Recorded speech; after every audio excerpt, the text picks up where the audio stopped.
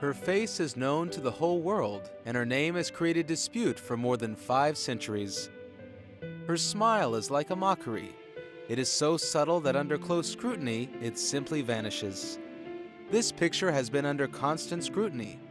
It has been repeatedly copied, but its mystery hasn't been revealed.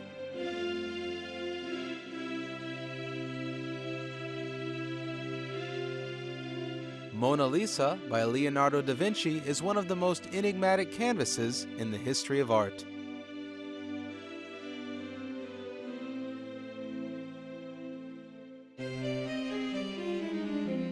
In 1503, when the artist got down to working on the picture, he was already over 50. Leonardo da Vinci had already accomplished his main discoveries in anatomy, mathematics, mechanics, military science, music, and architecture. His apprenticeship to the well-known artist Andrea del Verrocchio, his work as a court sculptor in Milan, and as a chief architect at the court of Cesare Borgia were in his past. Leonardo had already painted his immortal pictures, Benoit Madonna, The Adoration of the Magi, and The Last Supper, but Mona Lisa became the pinnacle of his creative activity. The portrait is painted in oil on a poplar board, 77 by 53 centimeters in size. After preparing the wooden grounding, Leonardo outlined the general composition, made the background, and then painted the figure and face by putting half-transparent strokes of the brush on the dried layers of paint. Such a technique of painting made it possible for the artist to reach the feeling of warmth of the human body. Thanks to the painting method of sfumato, elaborated by Leonardo, the outlines of objects are blurred. The figure of Mona Lisa looks wrapped in haze, and her smile is concealed in the corners of her eyes and mouth. Leonardo da Vinci was one of the greatest psychological artists. He achieved such expressiveness of the young woman's look and painted her smiling mouth so subtly that one has an impression as if her facial expression reflects the changing, controversial shades of feelings and sensations, thoughtfulness, dreaminess, secret mockery, and concealed sadness. What stands behind the enigmatic smile of Mona Lisa?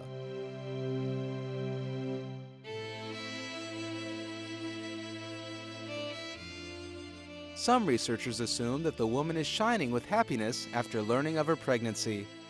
Others consider that she was in great suffering after losing her child. Still, others dethrone the lofty image and said that if only her brows had been added, the charm of her smile would have disappeared.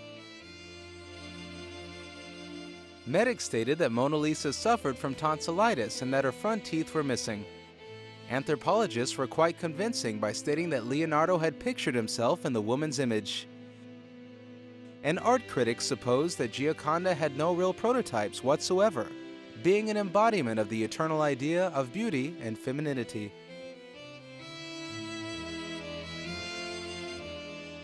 Could there have been a prototype for Mona Lisa? Historian Vasari stated that Leonardo had painted a portrait of a certain Florentine lady, wife of a merchant, Francesco del Giocondo by name. Hence, the second name of the picture is Gioconda. At the same time, the adjective Giocondo in Italian means full of life, and the word Mona, short for Madonna, in the Italian Middle Ages served as an address to a dame. Taking into consideration Da Vinci's manner to return to one and the same picture several times, we can assume that the work on the portrait was carried out for more than 10 years. The artist valued this picture and refused to sell it even for 4,000 golden coins. Leonardo bequeathed it to his disciple Andrea Salin, and then the portrait was bought by the French king Francis I. Gioconda hung in the golden study of the royal castle under Louis XIV, and it was transferred to Versailles, and after the Great French Revolution, to the Louvre, where it has been displayed since. The history of its theft added to the fame of the portrait. Visitors of the Louvre would stare for a long time at the place in the wall where the picture used to have hung.